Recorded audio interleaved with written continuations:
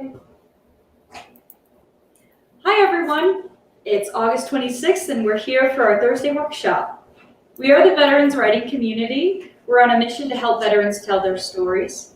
Let us help you tell yours at veteranswritingcommunity.com or at veteranswritingcommunity@gmail.com. Follow us on Twitter at @writingveterans and on Facebook. If you find this video helpful or interesting, please like and share it, because it really helps us know that we're on the right track. I'm Lacey Sprouse. I'm an Army veteran of 9 years. I'm currently a student at UCCS, that's the University of Colorado, Colorado Springs, for the Geography and Environmental Science and a minor in math.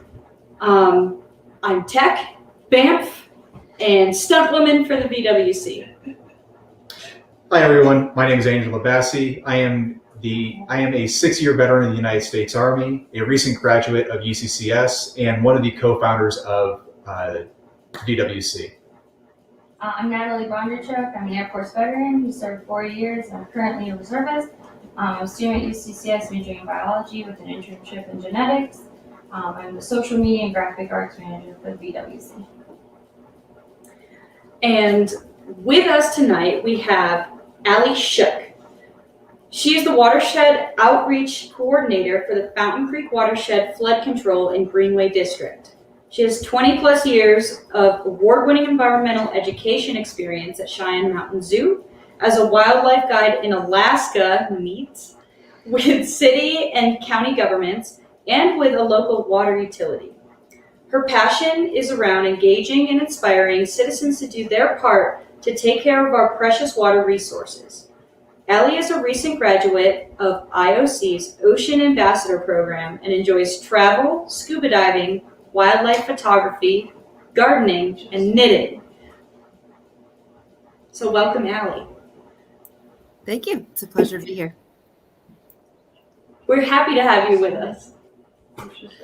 So, before we actually get started, would you like to share a little bit about the organization that you work for before we actually get into what we're doing? Absolutely. Yeah. Thanks for the opportunity.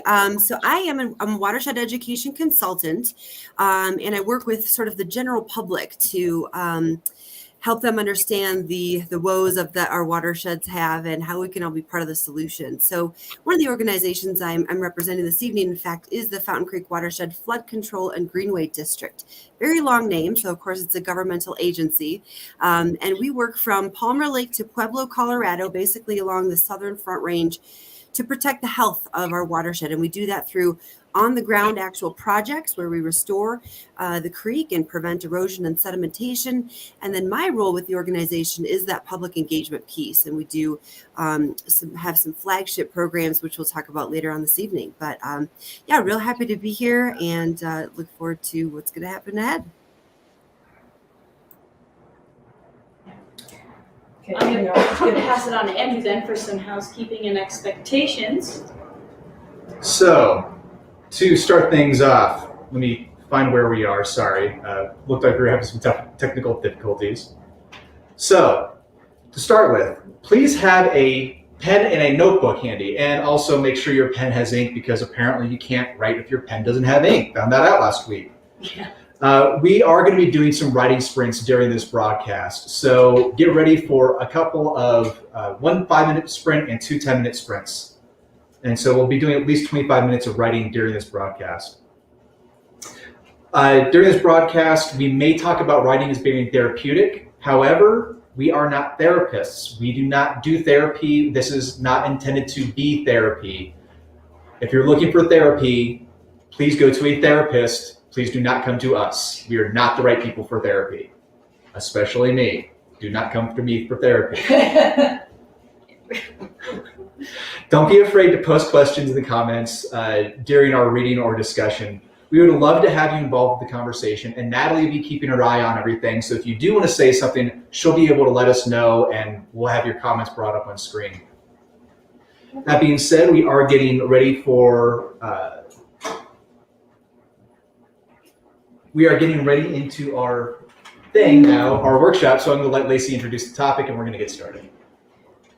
So with Allie as our guest tonight, we're going to be talking about what the deal is with water. right? Water is a much broader topic than I ever could have imagined. And Allie's going to talk to us about watersheds, some of the projects she has worked on in the past, and where we're going in the future. So, Well, real quick before we actually get started, could you define what a watershed is for us real quick? Absolutely. Yeah. It's one of those terms that can be mistaken. So, yeah, let's get that right out of the way this evening. So, a watershed is not that red thing in the backyard where you keep your shovels and your lawnmower. It's actually an area of land and water that drains to a common point. And so, therefore, we live in a watershed. Everybody lives in a watershed. And watersheds are also like those little Russian nesting dolls, where there's a smaller watershed that fits into a larger one and a larger one. So, for example, our home watershed here in Colorado Springs is called the Fountain Creek Watershed, but it's also a part of the larger Arkansas River Watershed and the biggest watershed in the country, which is the Mississippi-Missouri Drainage Basin. All of the water from all of that land and water drains to that common point, which happens to be the Gulf of Mexico. Excellent, thank you. So with that quick definition, we are going to jump into our writing sprint. So please do get your pen and your paper ready. Natalie's going to post our first writing sprints up on the screen and get a 5-minute timer going so we know how long we have to write. And our first two prompts that we're going to start today off with are, how much water do you drink? How does that make you feel? And the second prompt is, what's the best place to go swimming? So Natalie has 5 minutes on the timer. We're going to go ahead and get that started, and we're going to go ahead and get writing. Whenever you're ready, Natalie. Okay.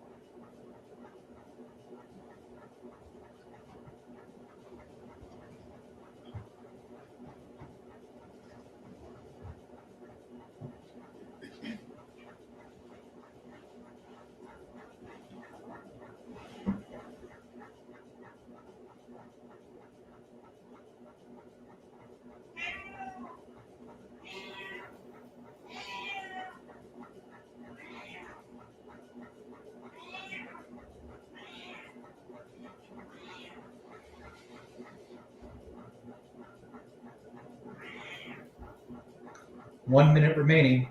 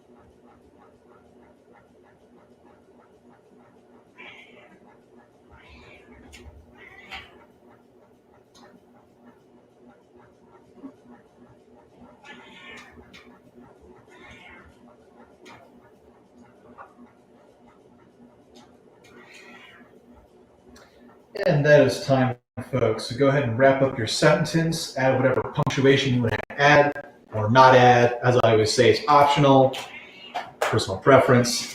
And let's go ahead and get started on watershed. Right. So, Ellie, you can still hear me okay?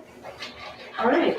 Well, I'm going to pass it right on to you to talk to us about some brochures, correct?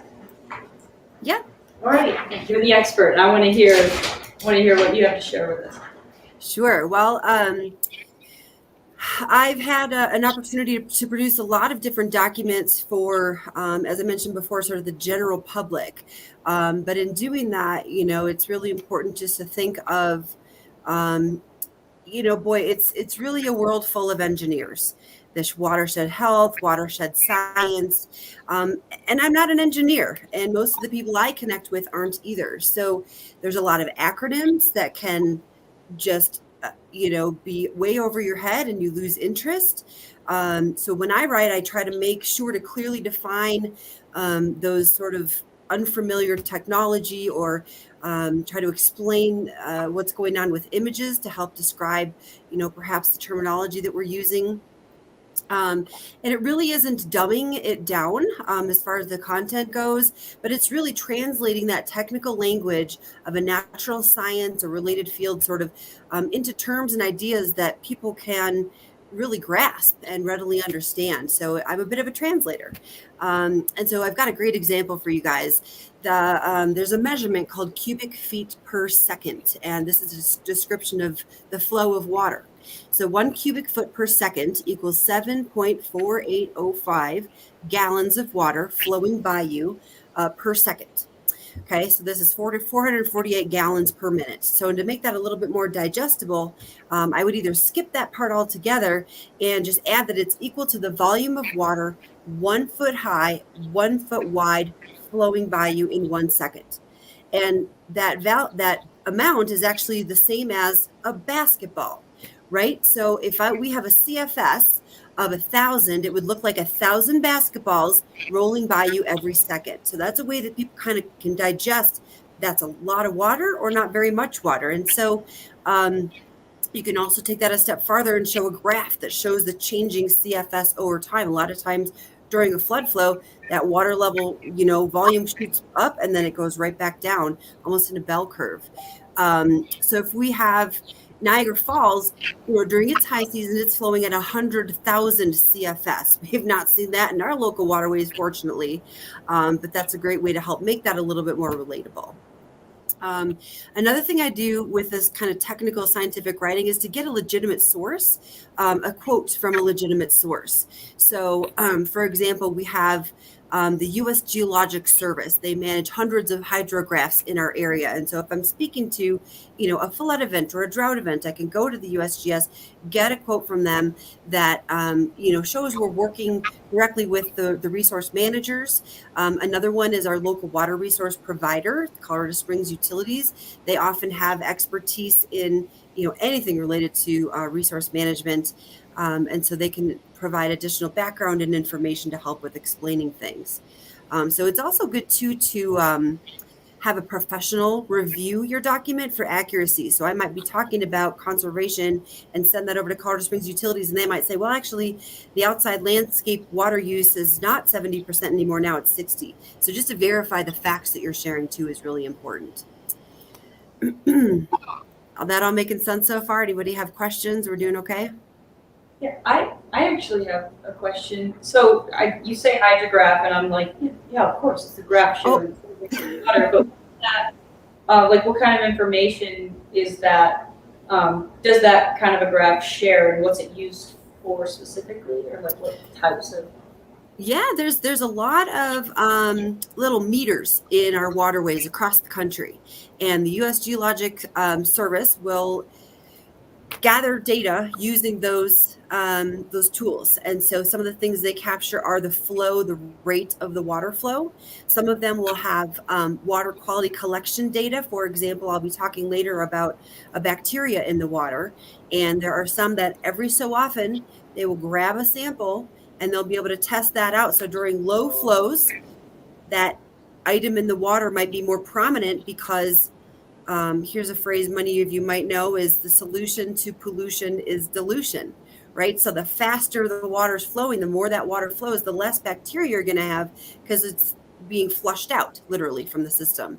So depending on the data collection needs in a particular community, there is a lot of data available and out there that is publicly, you can do a little search in your local community, and oftentimes there'll be maps that'll show you exactly where they're capturing that data, what is being captured, and then even some of the trends that they're finding.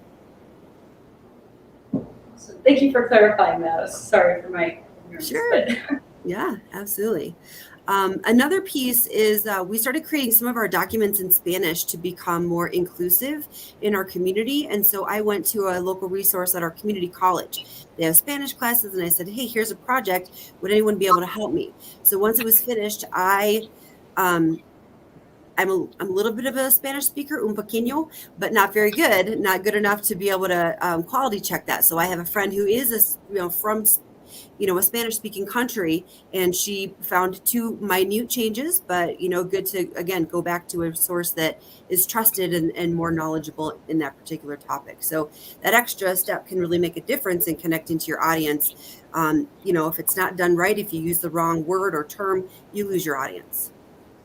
And so as we do our public engagement across our communities, we want to be able to, really get our name out there that, hey, we are your local trusted source and resource for anything having to do with watersheds. It's part of our mission that we want to share that we are here to protect and enhance the health of our home watersheds. And then we want to get everybody involved, whatever that looks like. So in order to reach our different audiences, we did develop a series of different brochures. Some of them are just really, who are we, the basic information, what is a watershed, what are some projects that we have done. And then one specific one that we produced is one on one of my favorite topics, pet waste. Let's talk about poop. So we have a large issue with pet waste in our watershed. In Colorado Springs alone, Olympic City, USA, we have over 350,000 dogs. Okay. Most families have more than one dog. And so we're a very dog-friendly community. But the problem is many of our creeks are impaired which means they exceed the limits that the state sets for this particular bacteria called E. coli. So this is a bacteria that can be found in mammals, including humans, but also dogs and horses and cows. It's a bacteria that lives in the fecal coliform, the fecal area of those animals.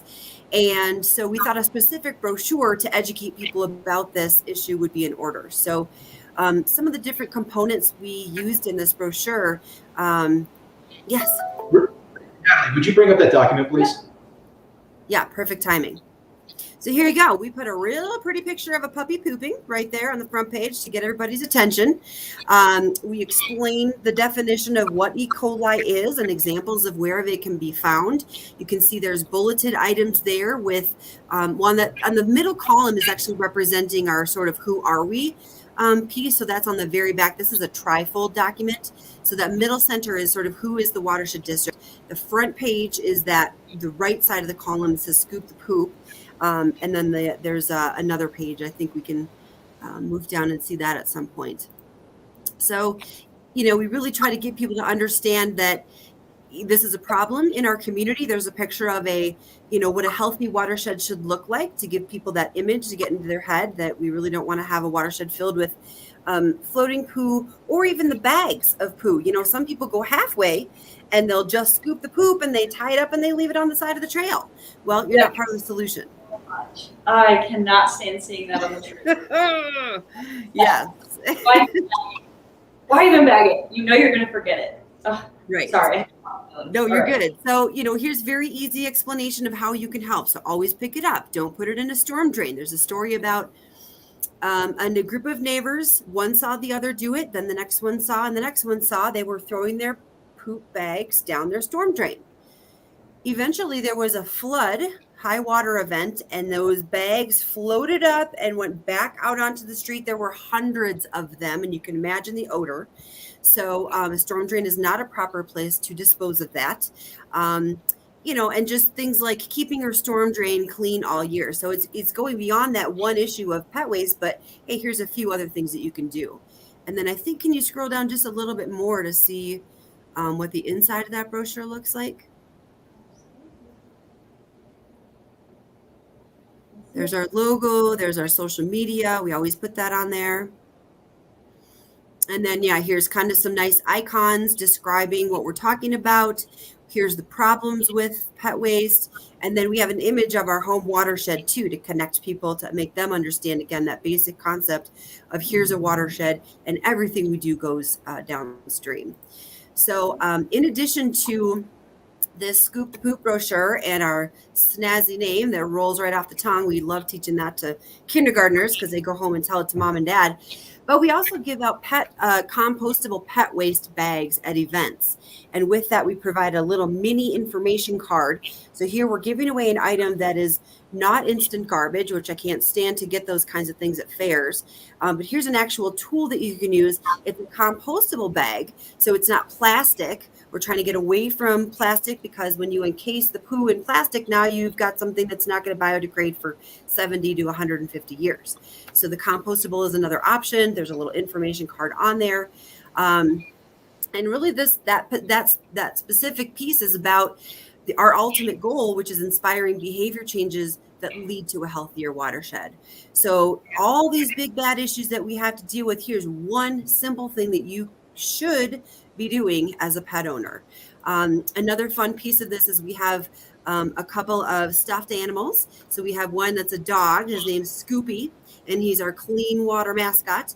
And then we also have I should have brought it, but we have this really cute, gigantic bacteria stuffed animal, and that's a big E. coli. So we can bring people in with those fun things and then continue our message as we have that discussion. So that's kind of an example of how we do a little bit of technical writing and incorporate different pieces and components into the materials that we've created.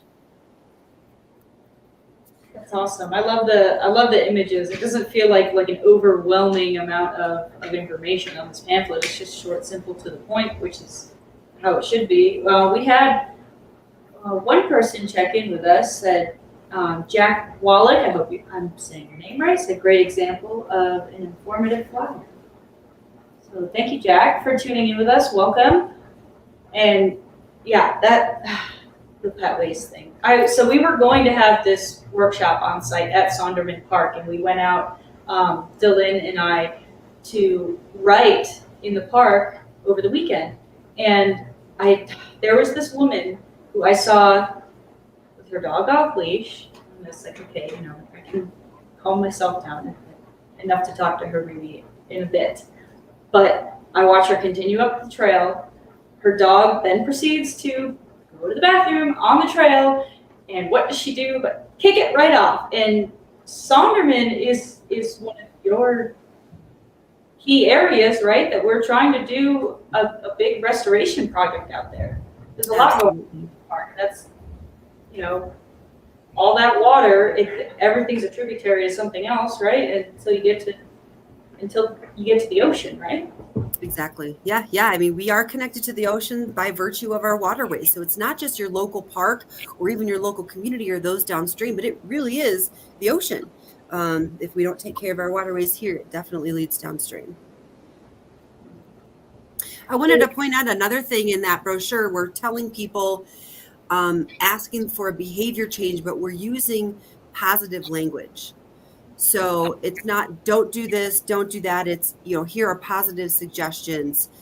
So I think that's more, people will be open to hearing that as opposed to here's all the things you can't do. I do like that approach. Mhm. So I think we're about approaching our time for another writing spree. Yeah, so let me find where that is, my notes, which I thought I had it. I do have it. Okay, so now he's going to get our second 10-minute timer up, and then she's going to get our writing prompts up. And our second set of writing prompts are, write about someone else's trash that became your treasure. Or, what is your favorite body of water? Write about an experience you had there. So now that we have that timer up on the screen, we're going to go ahead and get it started, and we're going to get some more writing done.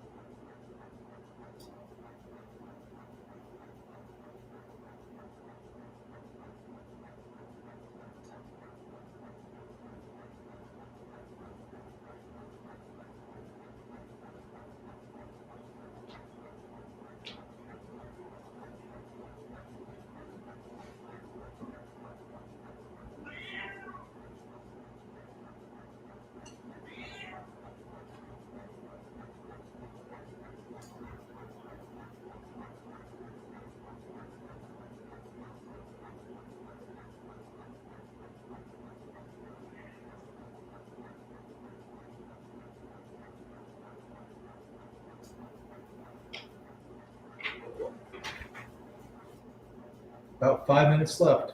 We're almost halfway there.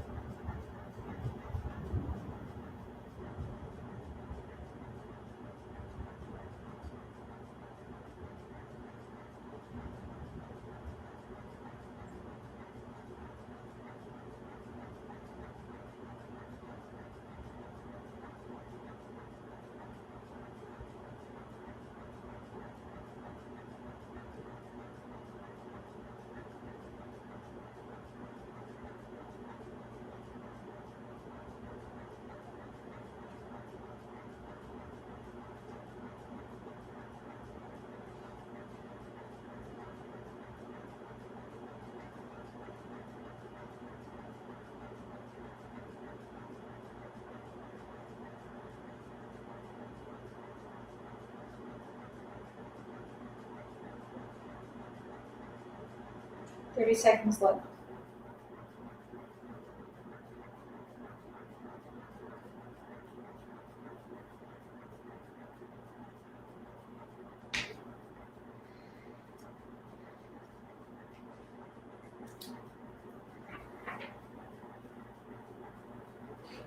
10 seconds left. Go ahead and finish up your sentence. Add whatever punctuation you want to add. Wrap things up, and we'll get started back up.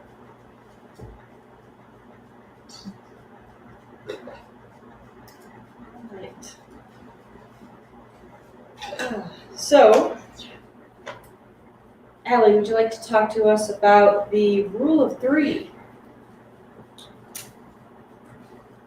Can you hear me okay? I do. Yeah, sorry. Yeah.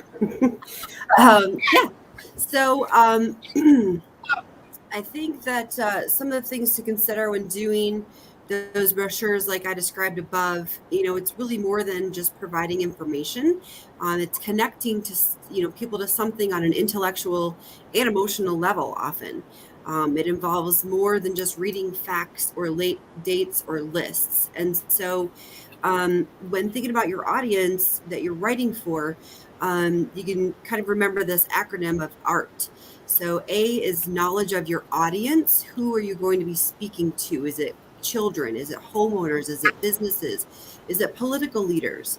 The R in ART is knowledge of the resource. What in particular do you want to share about that particular topic? And then the third T is going to be appropriate techniques. So when you're thinking about writing something, is this easy to read newsletter for a newsletter article, or are you looking for something more like a fact sheet? Or we've actually produced, I call them edutaining coasters. So where we have a little coaster with a little bit of information on it, you really need to make that fun and attractive but very concise. And so when thinking about how to write, sorry, I'm just getting through my notes here.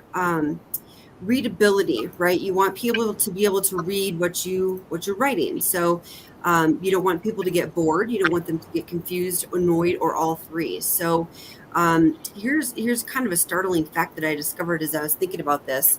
50% of Americans are unable to read a book written at an 8th grade reading level. I'm going to say that again. 50% of Americans are unable to read a book written at an 8th grade reading level.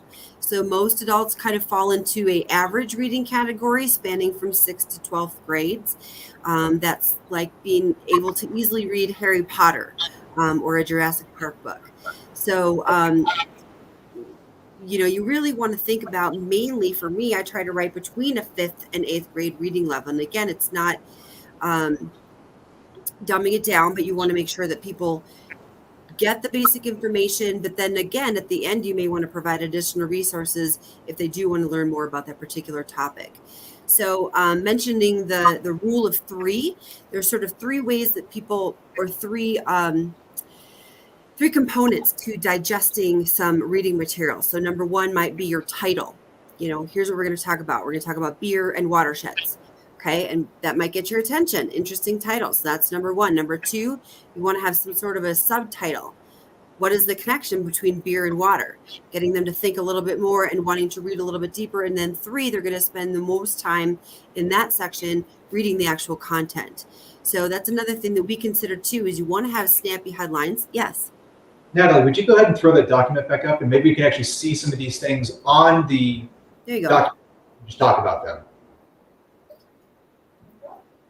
So Yeah. scroll all the way to the top so we can see everything, like the header and then everything on down. So could you walk us through like the rule of three as it applies to this document, Allie? Sure. And maybe it's best to go on the inside in this particular one. So there's your headline, pet waste in stormwater runoff. Okay. That got my attention. I know what this topic is going to be. And then your next piece of it is a little bit smaller font, going into more of the details. The images going along with that will also help to guide the eye into, what we're actually talking about here. As you move down, we've got the map to continue, sharing that information. And there's a text box there. That's a way to differentiate, or pull out a piece of information that you want to share too. You can see we're using the same font, so it's readable. It's not too busy, but the sizes are different. The bolding is different. The box, not picking up your pet waste is against the law. Okay, kind of a big piece of information that we want people to take home. And then below that is, well, what's the big deal with that? Then you could say, well, check with your local government. So that's on you to figure out what your local laws are. So you can see there's big things that draw the eye in with the larger font, the bolding, and the images. And then you sort of get drilled down deeper as you continue to read through that document. Does that make sense? Yes, it does. Okay. Some other things, again, when designing or when thinking about what to communicate, you can write shorter sentences. You don't have to do these really long technical sentences. It really makes it more readable, that don't drag on. They're not harder to read, especially on a screen.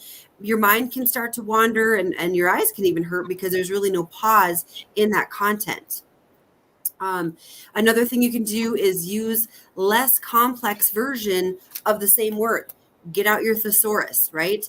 So they mean the same thing, but one is simpler and one is clear.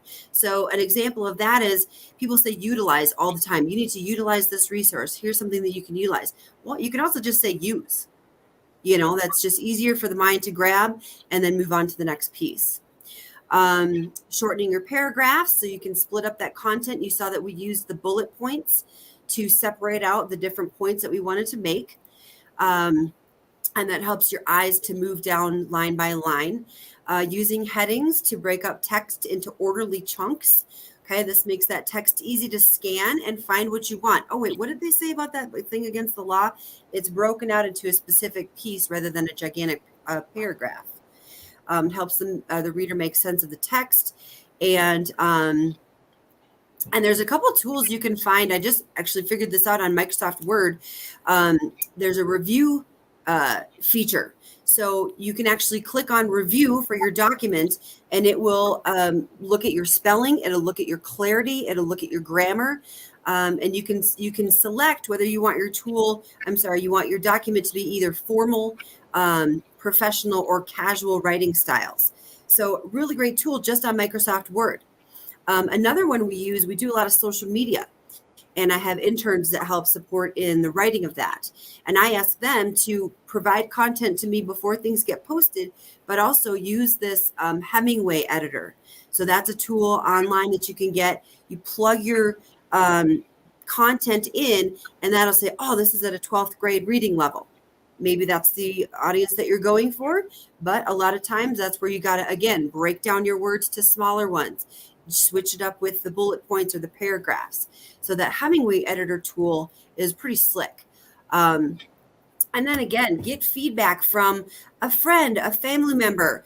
Hey, can you just take a peek at this and see if this sounds good to you? Because for me, I'm immersed in the watershed world every single day, and this is common language to me, and I know what I'm talking about, but I might pass that off to my husband and he'll go, wait a second, what are these 3 words? I don't understand what you mean here. So, that's another great opportunity is to enlist a buddy to review your content.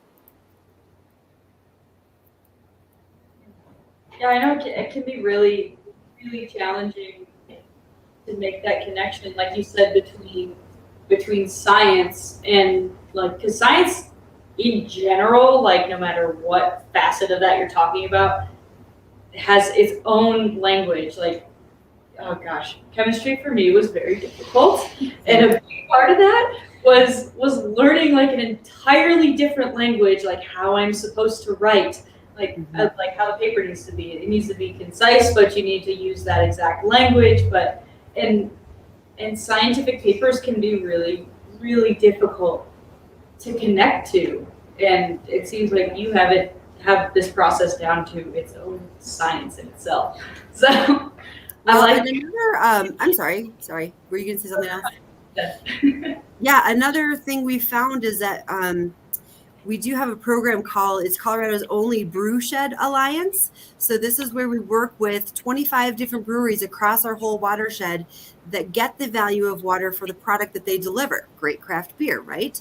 And when we're writing things like those coasters that I mentioned, or we do some trivia nights, well, we write for a 4th grade level. And when people are coming in to do these activities or play some of the games that we have, I don't know if I'm going to get the question right. And I said, well, these questions were written for 4th graders and beer drinkers. So you're kind of on the same level there. right? So yeah, that's been a good commonality that we found too.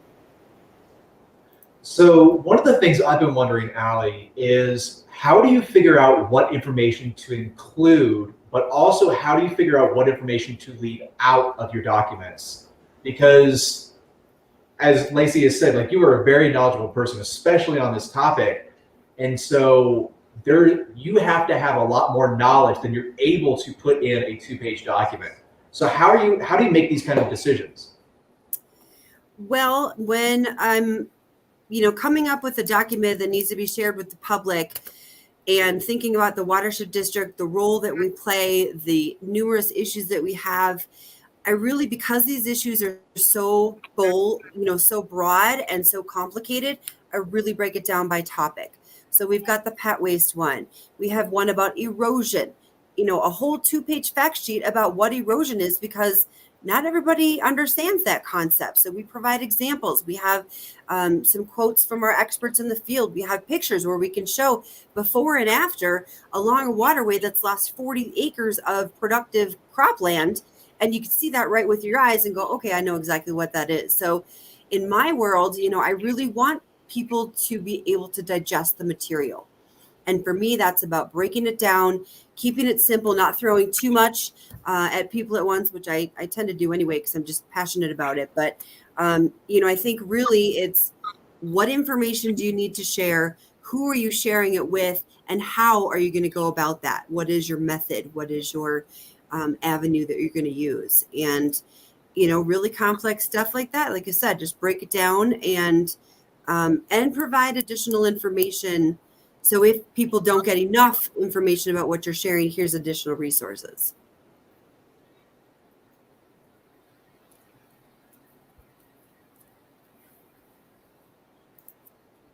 Sorry, I'm taking notes. Sure. It's a lot to absorb. It is a fantastic amount to absorb. I think we are once again approaching our time to move into another writing sprint. So I think we are. So if you have gotten this far with us, you probably are enjoying the broadcast so far. And if you're enjoying the broadcast, something you can do to really help us out is to like and share the video. So please like and share the video. It really does help us out. Gets the word out to your friends. Maybe they'll enjoy the video as well. Anyway, moving on to our writing prompts. We are in our last section of writing prompts.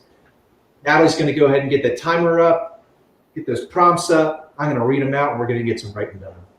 So the last 2 prompts we have are: write a story about a piece of trash you found.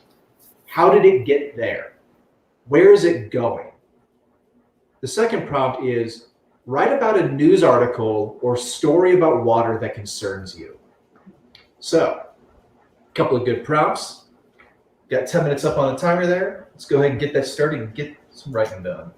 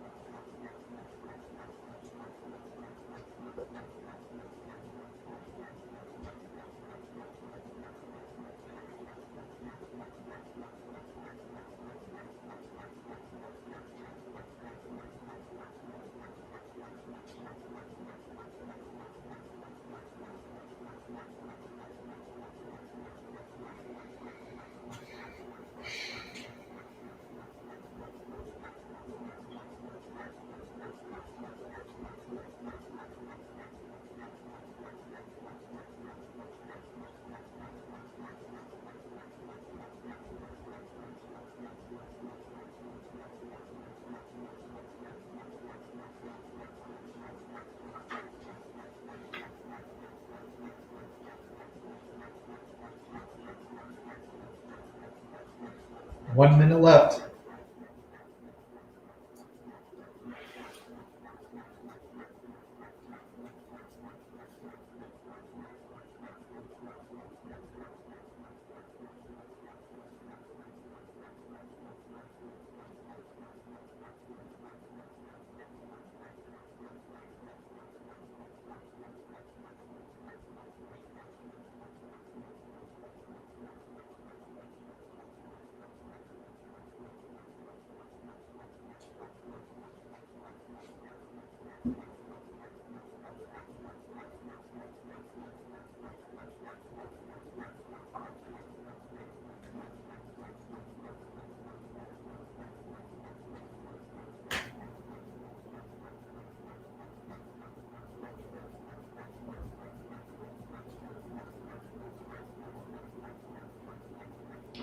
All right, time is up. Go ahead and finish up your sentence. Do any punctuation you feel like doing. We're going to go ahead and wrap things up.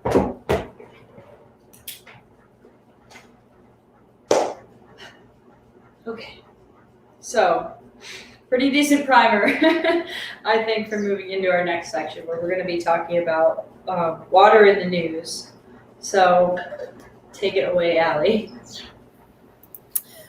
Well, try to keep positive here. I don't know about you guys, but I really have a hard time going through a single day anymore that I don't hear of some disaster that involves water here in the U.S. as well as abroad.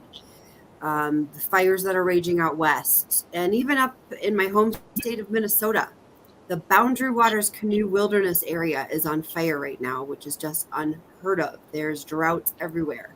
So we have fires, we have floods, we have desertification where the land is actually just overall becoming drier.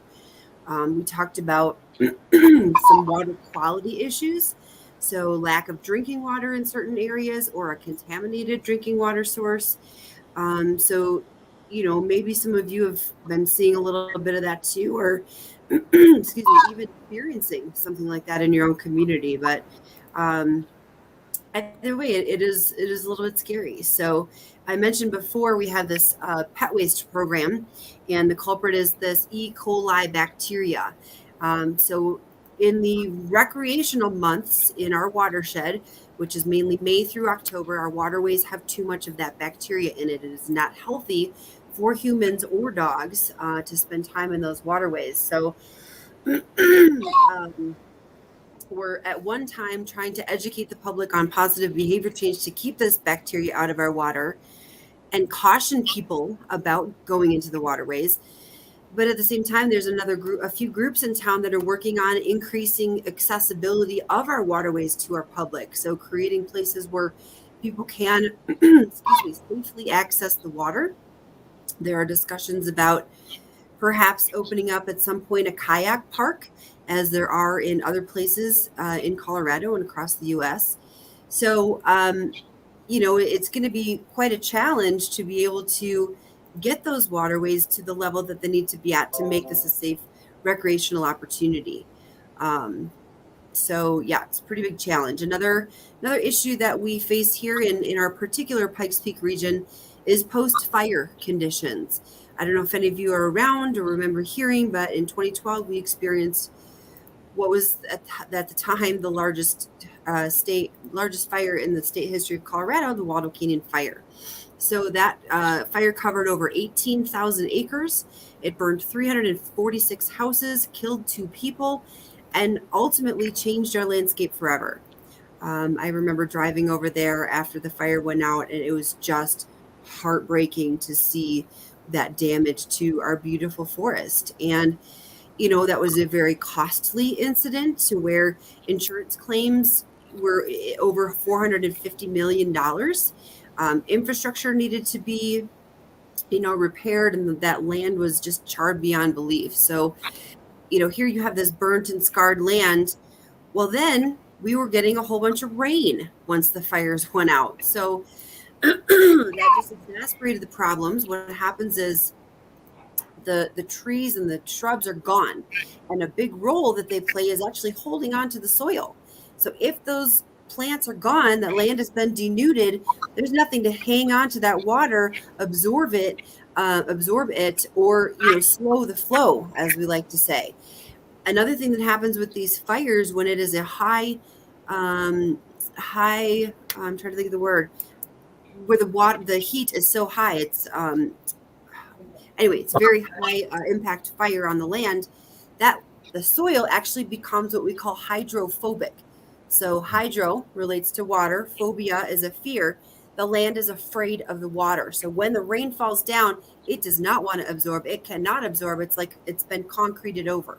So that water comes rushing down the mountainside at a higher velocity with nothing to stop it. And here comes our Glenwood Canyon incidents. So back when our fire happened, we had big rainfall afterward, and our Highway 24 road would get closed frequently after these rainstorms. We're seeing that exact same thing happening right now in I-70 along Glenwood Springs with the closures down there. So we're still dealing with these post-fire conditions, although now that we're almost 10 years later, it's not as bad, but we're never going to see that forest remain to the healthy forest that it was in our lifetimes, unfortunately. We have seen, some great response in the revegetation processes that have been happening over the years. We've done some studies where those rains did help. We put down seeds immediately, we put down some erosion protection, and a lot of that forest is coming back. But like I said, it will not be what it used to be. Another issue that we face, and you're probably seeing this in your communities, is rampant development. Colorado Springs has been like the number one growing community in the last several months that I can remember hearing on the news. So, when you change a land from a natural forested or even a meadowed environment and you put in houses and streets and buildings and sidewalks, those are hard surfaces. So once again, just like our burnt ecosystem, the water can't soak in, the water runs off, and that's what we call storm water. You may actually pay a stormwater fee in your community, and that goes to support protecting our waterways, slowing those flows, putting in projects where it's going to better manage the water. So we have a lot of stormwater issues, in particular here in Colorado Springs. And so, as a way to help, I'm sorry, did you say something?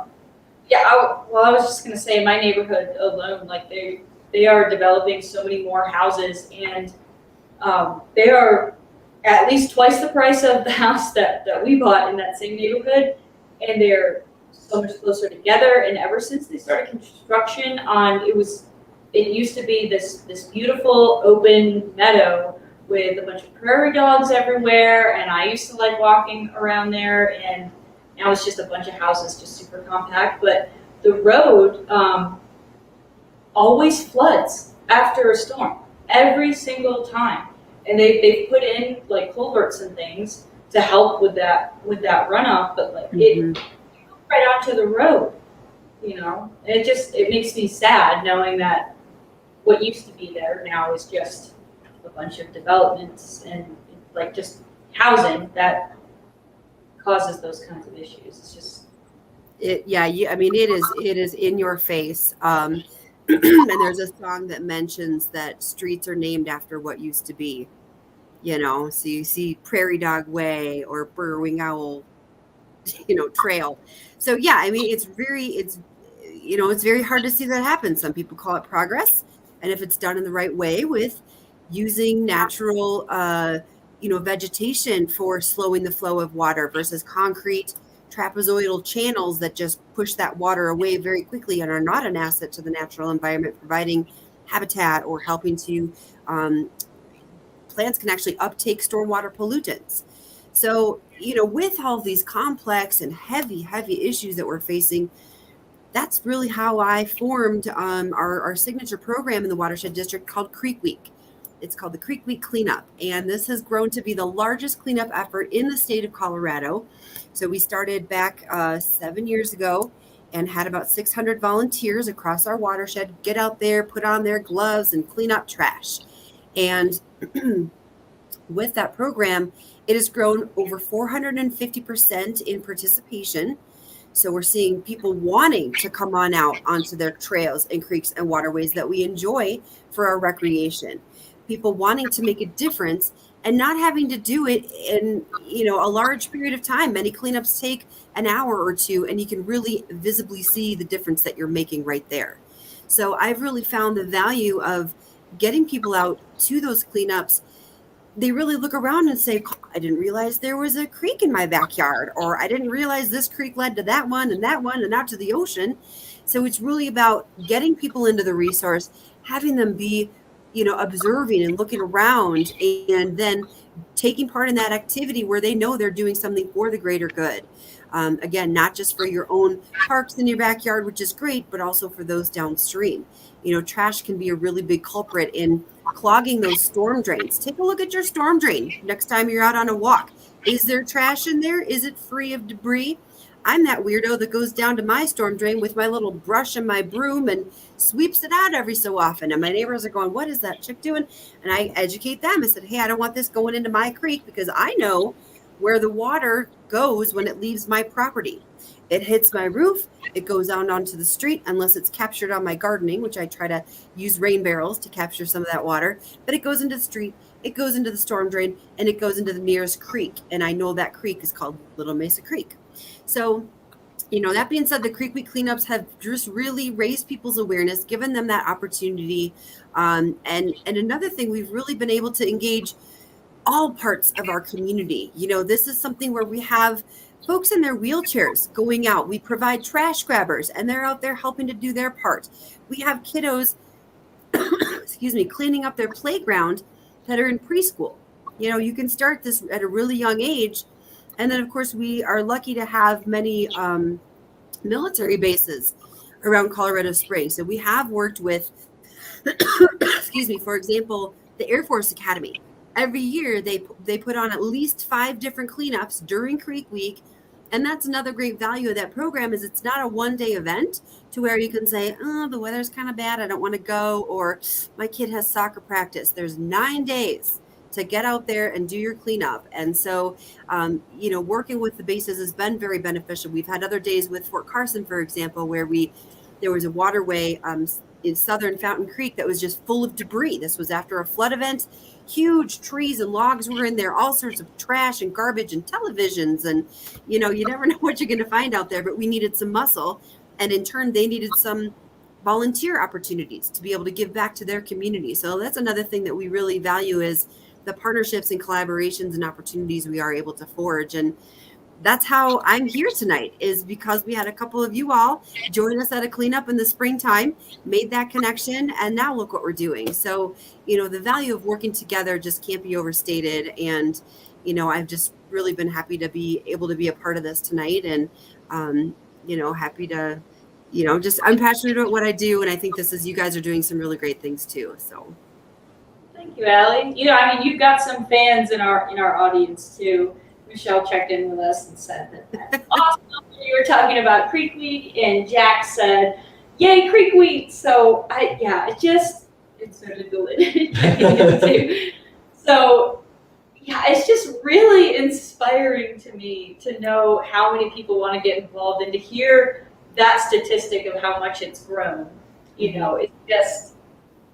It inspires me, and you can tell you're passionate about it. And of course, that my community would just automatically connect with you and just want to have that bond, Anyway. Sorry, I got excited and lost my train of thought.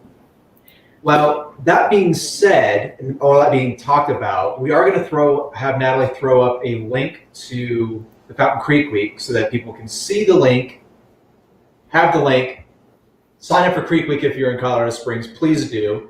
If I remember correctly, we are actually going to be doing an event for Creek Week where we are going to go out again and do some cleaning up. So if you want to do some cleaning up with the veterans riding community, please feel free. Just let us know. We would love to connect with you, clean up some trash with you. It'll be awesome. That being said, we are getting into our 4 tenets. And so I'm going to try to tie these 4 tenets into what we were talking about today. So, Natalie, if you would throw our first tenet up on the screen. Our first tenet is, who are you writing this to? Who is your audience? And that matches up with what Allie was talking about earlier with her art, the 3 points. And her first point is audience. And so both with what Allie looks at and what we want you to look at, knowing who your audience is helps you to decide what you're going to put in the actual final documentation. If you're writing a story, then it's important your audience understands that story. If you're writing a story about dog waste, it's important your audience understands that story. It doesn't matter what the story is about. The second thing is, will your audience understand everything you say? So again, you have to know who your audience is so that you can understand if everything you're saying is communicating properly to your audience. So, will your audience understand everything you say, or is some of your stuff confusing? Maybe you want it to be confusing. Maybe you're writing a mystery novel and you don't want it to be entirely clear. Nobody wants to know who the murderer is from the beginning, right? You want to wait till the end for that. So make the beginning fuzzy and make it clear towards the end.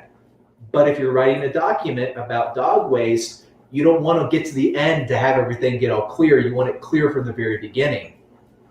The third point is the story all there, or are there parts you left out? So these center 2 points are kind of like the technique that Allie was talking about before. And so when you're telling the story, if you're telling a story about dog waste and how to take care of it, you have to have the entire story there. You can't just say dog waste is bad. Okay, what else? There's more to the story than just dog waste is bad. Sometimes you need to leave parts of the story out, like that mystery novel. You don't want to tell who the murderer is from the beginning. You leave that to the end, but you gotta know what document you're working with and whether it's appropriate or not to leave that stuff out. And the final point is, why are you writing specifically about this? So again, dog waste. You don't just write about dog waste because it's fun to write about, right? I mean, maybe you're that kind of person, but probably not. So why are you writing specifically about this topic? It's important for some reason. If you're writing a mystery novel, it's because you like mysteries or your readers like mysteries. If you're writing a document about dog waste, it's because writing this document is important. So knowing why it's important helps you to write the document. So we're going to have some of our contact information scroll across the bottom of our screen. And I'm going to wrap things up. I need to start reading off the script and actually start talking about the script. So you don't have to share if you don't want to, but we would love to see your writing if you do want to share it. We do have a publication called the After Action Review, and if you would like to appear in our publication, just send us a quick email, send us a message on here, we'll get to you. Just the act of writing something down can be helpful. A lot of times, I will write in my notebook and I won't even reread it. Like, I have a bunch of stuff that I've written, even during our workshops, that I write and then I just forget about. Some of it's because I'm not really interested in working with it. Some of it's because I'm not ready to work with it. It's good to have it on paper. It's good to leave it there, but sometimes it's good to just leave it there. That being said, try to go back to it. Take a week, take a month, maybe a couple of years. There's some stuff that I've left in a drawer, like almost literally left in a drawer for like 3, 4, 5 years and then come back to it. You don't have to do anything with what you've written today.